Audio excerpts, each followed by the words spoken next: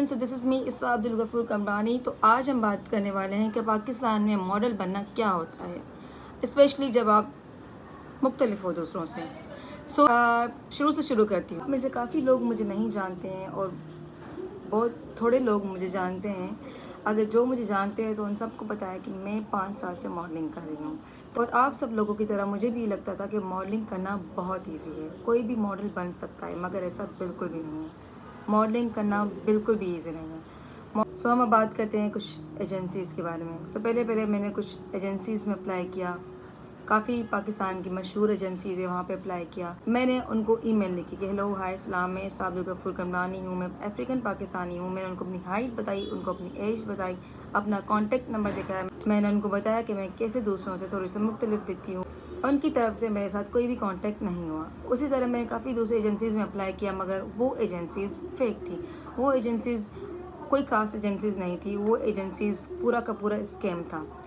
फिर मैं वेट करती रही। फिर आती है उनकी ईमेल कि हेलो, हम बहुत खुश हैं कि आपने हमसे रब्ता किया, आप हमारी ऑफ़िस में आए और हम आपका पोर्टफोलियो शूट करेंगे, हम आपकी ऑडिशन लेंगे। फिर मैं वहाँ उनके पास गई, उनकी ऑडिशन दी, उनके पास अपना पोर्टफोलियो शूट करवाया और तकरीबन उन्होंने मुझे कहा कि आप 1-2 दिन आप वेट करें, उसके बाद हम आपको फिर से कॉल करेंगे। अगर ऐसी कोई बात होती है, अगर ऐसा कोई प्रोजेक्ट आता है तो हम आपको ज़रूर बताएंगे। सिर्फ 1 हफ़्ता वेट करें। 1 हफ़्ता हो गया, 2 हफ़्ते हो गए, 3 हफ़्ते हो गए, 4, 5, 6 ऐसे कुछ साल गुजर गए, मगर उनकी तरफ से कोई भी रब्ता नहीं हुआ मुझे। फिर मैं वेट करती रही और उसके बीच से मैं कराची जाती रही और अपने ही पैसों से जाके वहाँ पे शूट करवाती रही। अपनी ही पॉकेट मनी में वहाँ पे जाती थी, बसों के धक्के खाती थी, हर मंथ में 1 बार, 3 बार, 4 बार, क्योंकि उनको तो चाहिए था फ्री का काम और मुझे चाहिए था बस काम। तकरीबन 5-6 साल तक मैं अपने मुफ्त का शूट्स करती रही, क्योंकि मेरे माइंड में एक ही बात थी कि मैं इन्वेस्ट कर रही हूँ, एक दिन ज़रूर मुझे मेरी काम मेहनत की कमाई ज़रूर मिलेगी। मगर काफ़ी साल बीत गए, अभी तक तो ऐसी कोई कमाई नहीं मिली, बट उम्मीद है कि ज़रूर जल्दी ही मिल जाएगी। उसके बाद ना मुझे उस एजेंसी ने काम दिया, न किसी और ने काम दिया, कुछ भी नहीं। मैं सिर्फ़ और सिर्फ अपने पैसों से काम लेती रही, अपने पैसों से अपना पोर्टफोलियो शूट करवाती रही, अपने पैसों से जाती रही। फिर वो चाहे कराची हो, हैदराबाद में हो या किसी भी और शहर में हो, मैं अपनी जेब से, अपनी खर्ची से जो मुझे पैसे थोड़े थोड़े मिलते थे उसको जमा करके मैं जाती थी दूसरे शहरों में और अपना पोर्टफोलियो शूट करवाती थी।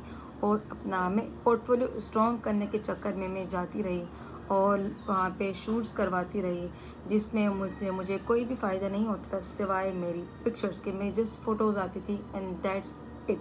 और फिर आता है मैगज़ीन शूट।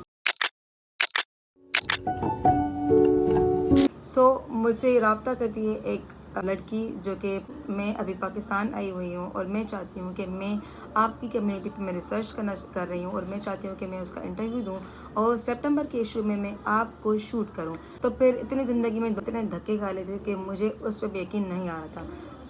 मैंने अपने काफ़ी लोगों से रब्ता किया, अपनी बहन से रब्ता किया और अपनी कम्युनिटी के कुछ और लोगों से रब्ता किया कि ये चीज़ें क्या करना चाहिए। तो उनकी तरफ से मुझे पॉजिटिव रिस्पॉन्स आया। फिर मैंने सोचा कि चलो कर लेते हैं। और उसके फ़ौरन बाद मुझे आता है केएफसी का शूट, जो कि मुझे लगा कि केएफसी का शूट है, अब मेरी ज़िंदगी बिल्कुल ही बदल जाएगी, मेरी लाइफ बिल्कुल चेंज हो जाएगी, मेरी ज़िंदगी में बहारें आ जाएगी, ये आ जाएगा, वो आ जाएगा। मैं गई केएफसी के शूट पे।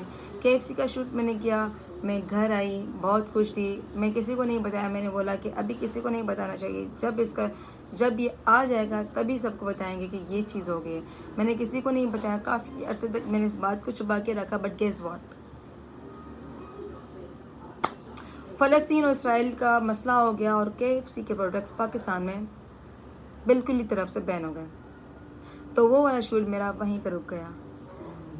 कोई मुझे उसकी पेमेंट नहीं मिल रही थी, उसके बारे में कोई बात नहीं कर रहा था, कुछ नहीं हुआ था। मैंने बोला कि ख़त्म, दैट्स अब कुछ नहीं हो सकता, अब ख़त्म। कुछ टाइम बाद फाइनली केएफसी पाकिस्तान ने अपने सोशल मीडिया अकाउंट्स पे अपने उस शूट के बारे में पोस्ट करना शुरू कर दी। तो उस एजेंसी के साथ मैंने वो काम किया, वो फाइनली केएफसी की पोस्ट लगी, बहुत सारे लोगों ने मुझे अप्रिशिएट किया, उनको काम अच्छा लगा, बहुत पॉजिटिव रिस्पॉन्सेस आए। मगर के उसके बाद क्या हुआ? कुछ भी नहीं। उसके बाद काफ़ी साल तक जब भी मैं उस एजेंसीज़ वालों को मैसेज करती थी या फिर किसी भी और एजेंसी के साथ मैसेज करती थी, कहते थे कि हाँ अभी आप हमारे पास ऐसा कोई काम है नहीं जो आपके कैरेक्टर के साथ मैच हो। जब भी आपके कैरेक्टर के साथ कोई काम होता है, कोई कैरेक्टर जैसा काम होता है, हम आपको ज़रूर पिच करेंगे। और फिर उसी मैगज़ीन, जिस मैगज़ीन के साथ मैंने सितंबर इशू पे इंटरव्यू दिया था, उसी मैगज़ीन की ऑनर के असिस्टेंट ने मुझसे बात की। हमारे पास एक शूट है जो इरफान जुनेजो का शूट है, scenes crew Irfan Junejo and Kazi Akbar. अब मेरे पास अल्फाज नहीं हैं। They were so kind, you know, so very much kind. उसके बाद फिर से वही खामोशी। उसके बाद मेरे पास आते हैं यंग सनर्स का शूट। रमज़ान का महीना था, मैं नमाज़ पढ़ के भी बैठी थी तो मुझे मैसेज आया कि आप फ्री हैं। मैंने बोला यस मैं फ्री हूँ, एक शूट है वहाँ पे आपको आना है, वो तला अंजुम तला यूनुस का है। मैंने बोला वाह ओके। 2 दिन का शूट था और वहाँ पे मैं गई। फाइनली गाना रिलीज़ हुआ तो मैंने उसमें अपने आप को ढूंढा मगर मैं उसमें नहीं मिली। गाना ख़त्म हुआ तो मेरी इतना भी मैं नहीं आई, तो वेरी सैड, बट कोई बात नहीं। मीडिया में आप कितने टैलेंटेड हैं, आप कितने हार्ड वर्क हैं, उनको कोई भी फ़र्क नहीं पड़ता। और मीडिया में आपके कॉन्टेक्ट्स स्ट्रॉन्ग होना चाहिए, तभी ही आपको कोई ना कोई काम मिलता है। आपको अपने कॉन्टेक्ट्स बढ़ाने चाहिए, वरना आपको बहुत अच्छा चापलूस होना पड़ेगा या वरना आपको किसी अमीर बाप की औलाद होना पड़ेगा। लेट्स नॉट फॉरगेट, आपको बहुत खूबसूरत होना चाहिए। एजेंसीज़ में टैलेंट नहीं चलता उनको। खैर उसके बाद मैंने बहुत ज़्यादा काम किया, अपनी चीज़ें इम्प्रूव की, बहुत मेहनत की। उसके बाद मैंने की एक शॉर्ट फिल्म, जो उस शॉर्ट फिल्म में मैंने अपने आप में बहुत कुछ सीखा। मैंने देखा कि मैं क्या क्या कर सकती हूँ, मैं कितनी कैपेबल हूँ चीज़ों के, जो कि मुझे कभी नहीं पता था। वहाँ पे डिफरेंट पर्सपेक्टिव मेरा बना फिल्म मेकिंग का, एक डिफरेंट पर्सपेक्टिव बना मेरा अपने बारे में।